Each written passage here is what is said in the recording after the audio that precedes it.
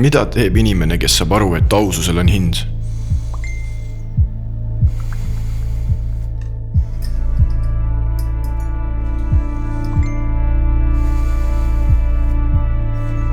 Mis sa teed? Mida teeb see inimene, kes hakkab tõde kartma? Mis juhtus? Kõik on hästi. Aga tegelikult? Kas sa räägid ka minuga või?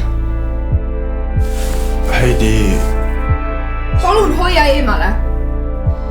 mida teeb inimene, kes ei tea enam, mis on õige? Lao siis palun letti. Kuidas ma mõtlema pean, milline ma olema pean? Äkki tahad midagi veel lisada või? See peaks olema hea ja aus inimene, kes ei varja oma partneri eest asju. Ta jääb selle juurde, mida ta südamest usub.